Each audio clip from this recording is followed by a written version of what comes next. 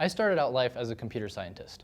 I was into all things computers, video games, artificial intelligence, big data, and I loved it because whatever idea I imagined, I could go out and build it with my hands. Well, more my fingers.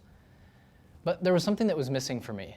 No matter how complicated my AI agents in Age of Empires were, running around chopping down trees to help me build my kingdom, they were nowhere near as intriguing as the world's most powerful computer, the human brain. Unbeknownst to me, while I was off working on computer stuff, the world of molecular biology was exploding.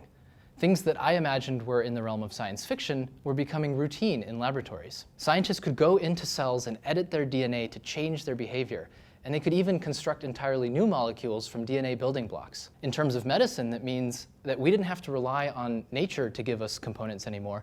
We could go out and design what we needed.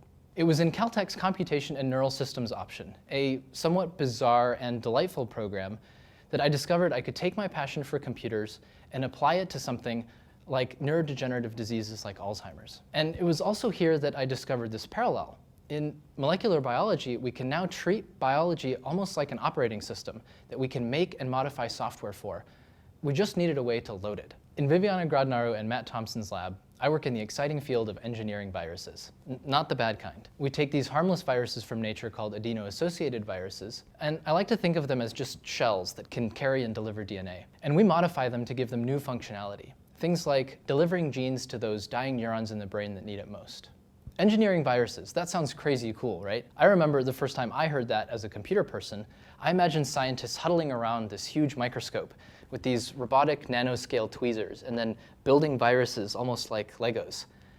Unfortunately, that's not what it's really like. I've since discovered it's more like cooking. You take some raw smelly thing, you shake it, you mix it, spin it, wash it, add a bit of this and a bit of that, and at the end, you get a tube of clear liquid. I promise there's DNA in there. So what does any of this have to do with computer science?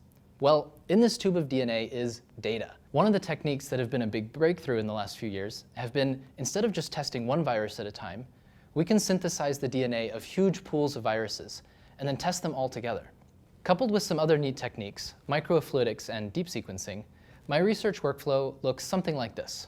I take a bunch of viruses, I put them into cells, let them do their thing, and then I inspect the cells to ask what viruses got into what cells and what did they do there.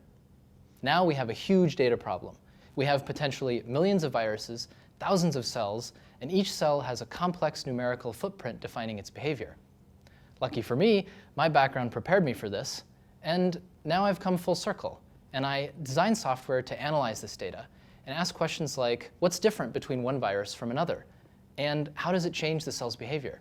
And what type of cells are they? And I then turn to techniques in machine learning to build predictive models asking what virus works better than the other. And we can even use it to design new viruses that are hopefully better than the ones that we already have. So I've gone deep into the world of molecular biology, but I'm still using the mindset that I developed as a computer scientist.